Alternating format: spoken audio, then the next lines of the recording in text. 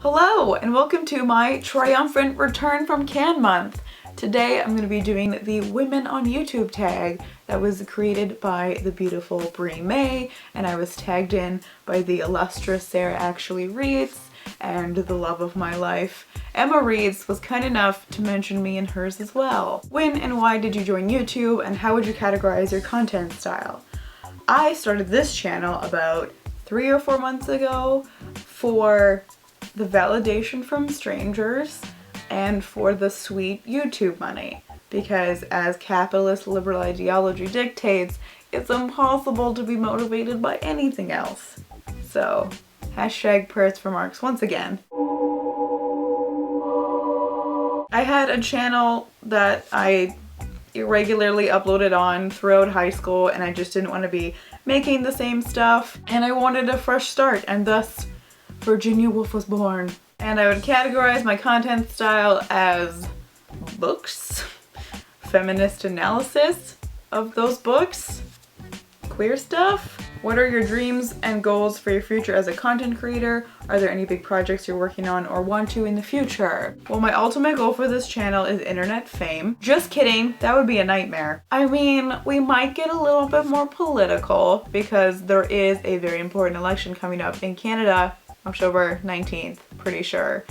And it's important to me, but it's also what I talk about and have to argue about all day, every day, and so I don't know how I want to communicate what I want to say yet. I'm also thinking of starting a series called Feminist Killjoy to be able to actually talk about the concepts that I just kind of like throw out when I'm talking about a feminist analysis of books and stuff. But another project that I really want to do is called Feminist Fiction, and it would be a mass collab, so I would get as many people as I can, like whoever wants to upload a video all around the same time on their favorite feminist fiction. Are there any unique challenges you have faced as a woman on this very public internet platform? How do you deal with them? As Emma mentioned in her video, I would say like looks and physical appearance, which I kind of just try to not care about. I mean, I did spend 5 minutes changing my hair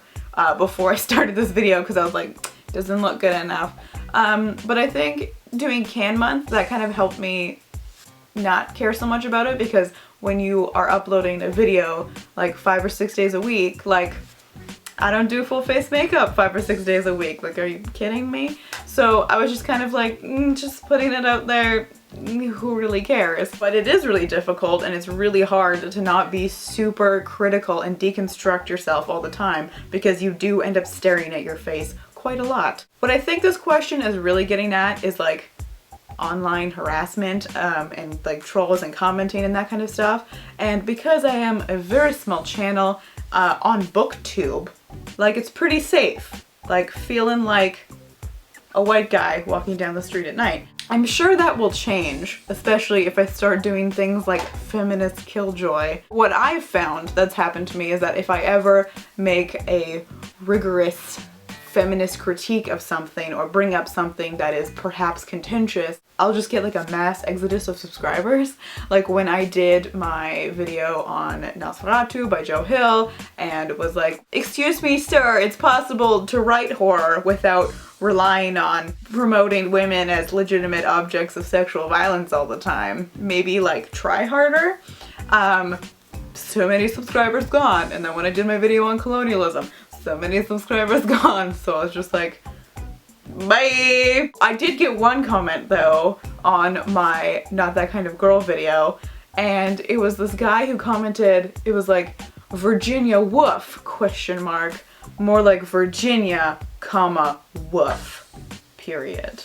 And I was like, oh no, you got me. Ugh.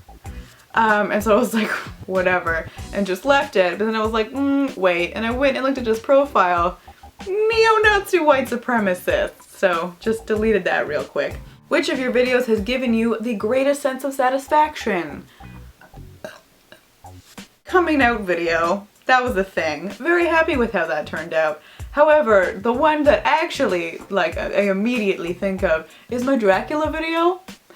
because I loved reading that book. I loved talking about that book, and I really liked my video because, I mean, it's 9 minutes long, but I feel like it was a good balance of talking about the book and its merits and on its own, and then also the feminist analysis, taking that apart because there was so much to work with. Also, that was the first video from this channel that I posted on my like personal Facebook just to see how people would react, and one of my friends watched it with her boss at work and said that they really enjoyed it. So, I mean, what advice would you give other women and girls on YouTube?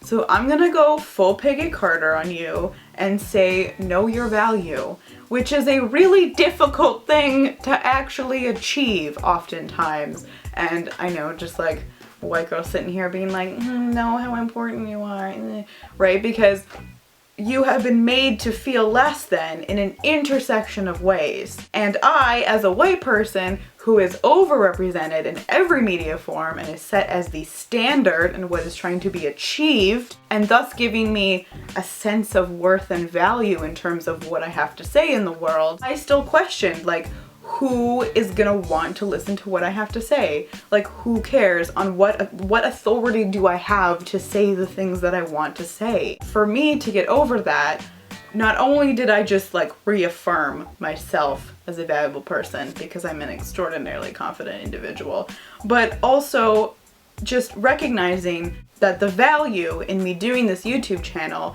is what I find in the process of doing it, right? Like, what is valuable to me about this situation is that I get to say that what I want to say, and I have an outlet. Because if I didn't have this, I would go crazy. I didn't make a YouTube video for 2 weeks, suffered, right? Like, I need to say things at you. And so that's where it's valuable, and then it's like cool if other people enjoy watching it too. So just know that you are valuable and the world needs to hear what you have to say, but also make sure that the process is valuable for yourself. If your subscribers only walk away from your channel having absorbed one thing, what would you want it to be? And I guess as a kind of continuation from the last question is, don't apologize for your existence. You don't need to apologize for your content or what you look like, because women are socialized to be polite to the point of excusing away your entire existence. You do not need to undermine yourself constantly by criticizing and deconstructing either what you look like or if your quality doesn't feel like it's up to your standard, because like, this is you on the internet. Do not apologize for the space that you are taking up in the world, including on the internet. Who are 3 YouTubers you would recommend your subscribers check out, and what do you admire about them? Women YouTubers, if that wasn't clear. I'm gonna mention more than 3 because fuck the system, am I right, ladies? I'm also not gonna be mentioning any booktubers except for one, because I'm gonna be doing the booktuber shoutouts tag shortly because I've been tagged several times and they haven't done it yet. With forthcoming other great recommendations of women YouTubers, but the only one that I'm gonna mention now is Cosette Fauchevlon. Cosette. And she is a booktuber who reads mainly classics, but particularly queer or LGBTQ classics, and she just does a really amazing job of making those works known, because a lot of that stuff I just never heard about, and making them really accessible. Like, she does a really good job of walking you through books and being able to like be like, in this section, focus on this and what this means. So I just really, really appreciate her analysis, and I really like her channel. The next 2 women YouTubers I am kind of categorizing together, and that is Lacey Green and Marina Shut Up. It was Marina, not Mariana. It's Marina. Lacey Green is very popular, and I'm sure you have heard of her, but I did want to mention her because of how influential she's been, even for me. A lot of her videos focus around like sex positivity and feminism, and so she does so many great videos about sex education. She also has a series on MTV called Braless where she talks about various issues that are extraordinarily pertinent. But what I really appreciate about Lacey is her ability to include a vast amount of perspectives. Like, if you watch her latest video, I think, is on the legalization of prostitution, and that video is so good because she talks about structurally what the discourse around issues are, and then is able to remove herself like from the structure and the discourse and able to be like, this is what's not good. Another YouTuber who is who's in the same vein, obviously, is Marina Shutup. Her videos are also about feminism, and she, you know, does collabs with Everyday Feminism as well. They complement each other really well because between the two of them, they cover pretty much like every issue. So Marina talks a lot about like allyship and race and constructions of beauty and feminism, rape culture, like everything, right? But what I really admire about Marina, not only does she just have really succinct, amazing videos deconstructing what can often be very convoluted and confusing concepts, the amount of racism and sexism that she has to deal with on the internet is, I mean, it's fucked up, obviously. But if you follow her on Twitter, she will tweet the racist, sexist comments that she gets all the time. And then to finish this off, the last recommendation I have is someone who I've just started watching because I'm just late to the party on everything, and that is Meow It's Lucy, or Lucy Moon. She talks about a wide variety of things that she just, you know, thinks are important to talk about, like everyone else is doing.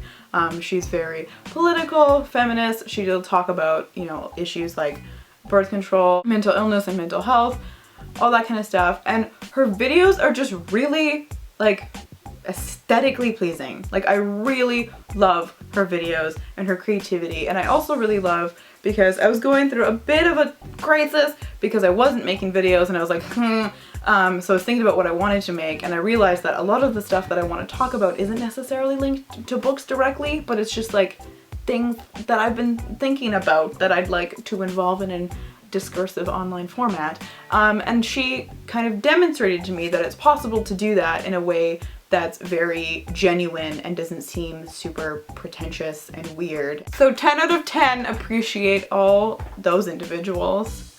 Also, I would highly recommend watching Bree's video, the original. She also has a playlist of all the women on YouTube books, so I would definitely watch that to get more recommendations and find a lot more women YouTubers to watch. Also watch Sarah's video, also watch Emma's video.